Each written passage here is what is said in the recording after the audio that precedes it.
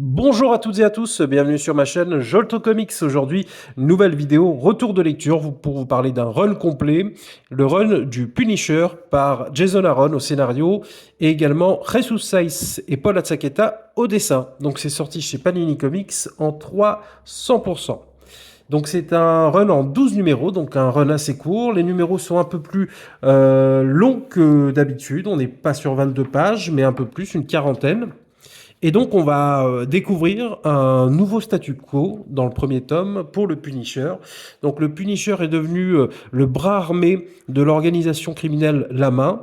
Donc, on est assez surpris, le connaissant comme un indépendant, un solitaire qui fait sa vengeance envers des criminels de manière assez brutale. Et donc, on va comprendre rapidement dans le premier volume que il est devenu le bras armé de La Main, mais par rapport à une résurrection que les pouvoirs de la bête qui est un petit peu une forme de dieu pour les serviteurs de La Main, ils ont réussi à ressusciter sa femme Maria. Donc il y a une forme de contrepartie à cela, c'est que le Punisher est esclave de La Main et doit faire les missions qui lui sont commandées. Donc, dans ce premier volume, on va avoir cette partie-là, où on va voir le Punisher lutter avec ses soldats ninja dans différentes missions.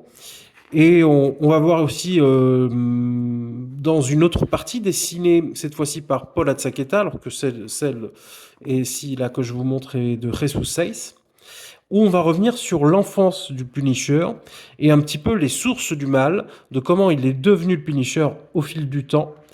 On va aller très loin parce qu'on va aller dans son enfance à partir de 10 ans et on va voir des événements qui ont été fondateurs pour lui dans la création de sa personnalité. Et on voit qu'il a toujours été inadapté finalement à la société où il vivait, déjà au niveau scolaire et également au niveau psychologique où déjà dès son enfance on sentait que il n'était pas comme tout le monde. Et on va voir un premier événement fondateur, son premier meurtre en quelque sorte. Et finalement, on va donc alterner entre le présent et également son passé. Et donc ça, c'est très très bien fait, c'est super intéressant. Et on rentre vraiment dans la psychologie du Punisher, donc de comment il a été créé, également ce qu'il est devenu, parce que là, avec les pouvoirs de La Main, de la bête, il a jamais été aussi puissant. Il a des pouvoirs, comme vous le voyez. Il a des pouvoirs, les pouvoirs de la bête, de La Main. Et donc, il va devenir redoutable. Et donc, on va avoir une lutte, une grande partie de ce run face à un dieu qui s'appelle Arès. Et Arès, donc lui, souhaiterait en faire son soldat également, et peut-être même prendre sa place s'il devait quitter ce monde. Et on va avoir une grosse lutte, une énorme lutte avec deux puissances monstrueuses. Alors, ils vont se battre régulièrement. Donc, il y aura plusieurs combats. Au départ, ça sera un peu difficile pour Punisher. Et puis, on va voir, on va évoluer au fil du temps avec l'acquisition de ses pouvoirs.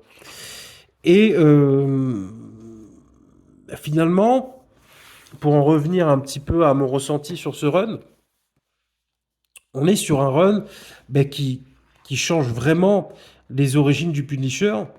On est dans une réécriture totale. Parce que souvent, on disait que le Punisher est devenu... C'est la guerre qui a fait que le Punisher est devenu le Punisher, que Frank Castle est devenu le Punisher, mais pas que. Là, dans ce run, on va voir que c'est plus profond. On va voir que fondamentalement, le Punisher, dans sa base, a toujours été le Punisher. Il a toujours été en guerre. Alors, est-ce qu'il a été en guerre contre lui, lui-même, contre les autres et ça, c'est très intéressant à voir. La psychologie du Punisher, qui est très complexe. C'est un homme très complexe. Et on va voir aussi la facette familiale avec Maria et ses enfants. Et c'est toujours un homme où finalement ça, c'est très bien dit dans le run, sa maîtresse, c'est la guerre. Sa deuxième femme, c'est la guerre. C'est là où il se sent heureux. C'est là où il se sent le plus en phase avec lui-même. C'est quand il tue. C'est quand il fait la guerre. Et c'est un homme, finalement, qui vit une tragédie intérieure et une tragédie qu'il inflige également à ses proches. Et c'est ça qu'on va voir tout au long de ce run. Et hyper riche, hyper profond. On rentre vraiment dans, dans la psychologie de Frank Castle. Et, est-ce qu'il a toujours été le Punisher en lui? Il y a beaucoup de questionnements. Et alors, moi, j'ai pas tout lu sur les runs du Punisher, mais dans ce run qui est autocontenu en 12 numéros, mais on a tout, je pense, sur ce personnage. Alors effectivement, vous voyez, le logo a été modifié parce qu'il a été récupéré par pas mal d'extrémistes aux États-Unis. Et c'est aussi un run qui est en réponse à ça. On va le voir, je vais pas vous spoiler, mais Jason Aaron, je pense, mais il le dit d'ailleurs dans sa postface du 3e volume, ça lui tenait à cœur d'écrire cette histoire. Et honnêtement, on peut le remercier parce que c'est un run, alors je ne sais pas si c'est majeur sur le personnage, mais c'est un run qui sera marquant. Et c'est une lecture qui est très agréable, que j'ai beaucoup aimé, et qui redéfinit vraiment ce qu'est le Punisher, et qu'on le voit finalement d'un angle différent, mais tout aussi juste. Parce qu'un homme tel que lui